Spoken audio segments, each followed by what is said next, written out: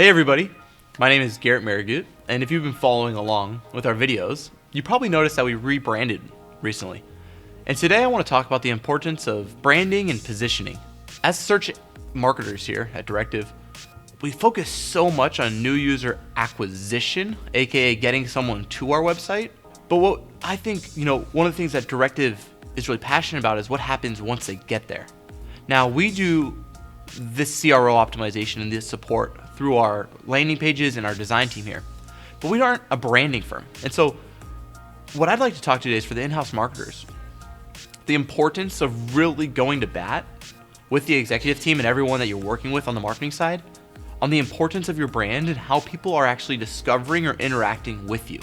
Now, one of the best ways to get an understanding of what's your brand health is by simply putting in your company name into Google. So for us, it would be Directive Space Consulting.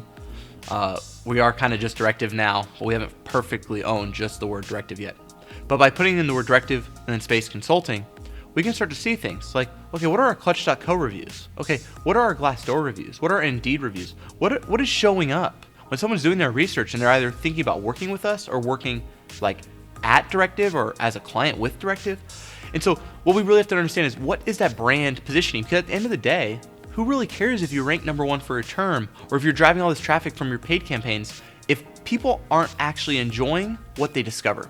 And so it's really, really important that we understand the impact of our brand on the actual success of our SEO, our PPC, our content, and all these efforts we're running. So it's gonna be a really important thing. So take a moment and do that, hopefully today, and see, okay, what is being discovered and what are people saying about our brand when they look for us? The next thing to really look at is how are you communicating your value proposition to people who land? Like if you're a software company and you have product shots of your software, is it actually like beautiful? Is it intuitive looking? Does it look like it should cost a lot of money? Or does it look cheap? Does it look janky? Does it look old? Right? These little things of the screenshots we use to display our product, or if you're just an overall organization, your actual brand, like does your color scheme make sense? Is your padding right on your website? Does your copy actually drive action? Instead of saying learn more, does it say start today, right? Does it actually start to drive action out of your users? Because as an agency, right, Directive can come along and help you, right? As search marketers, we can send traffic to a website. But what really matters is how that traffic turns into opportunities, deals, and revenue. And I think one of the most underrated and affordable investments we can make is making sure that our brand represents the quality of our company and our work.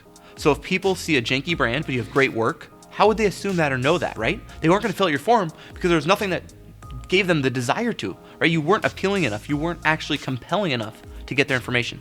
And so I think one of the most important things we can do, and one of the most affordable investments that affects every other channel, it affects the talent you're able to acquire. Like when people go on social, does it look like it's fun to work at your organization? If not, why would someone want to apply there? Number two, like what are they seeing on Glassdoor? Number three, like what kind of copy are you having on your call to action? Is your actual form to get a demo or to schedule a proposal, is it 20 questions? Is it all one big overwhelming process, or is it a multi-step form that breaks it down into bite-sized pieces? All these little pieces and things are what's actually affecting the success or failure of your campaigns. I think so many times we try to dive into the weeds or get technical on the exact campaign we're running instead of picking our head up and saying, if I was the customer and I had to choose three options and I had the entire market, right? And I had all these options. Am I the best three? And then from there, are you the best of the three? Because it's good enough to be one of the best three to get the form fill. But you have to be the best of the three, from your sales process, to your marketing materials, to your positioning, to your product offering, to actually win of those three. Because people aren't just gonna fill out your form, talk to only you, and buy, right? They're gonna do their research. And if we truly aren't better than the competition, or at least aspiring to be, every campaign we run will not perform optimally, whether it's SEO, PPC, content, social, etc. So the most important thing you can do is ask yourself, if I were to discover our brand today, would I choose it over the competition? So please, take that to heart and hopefully look at that and think about that. And that's one of the easiest ways you can drive success for the coming months. Thanks and have a great day.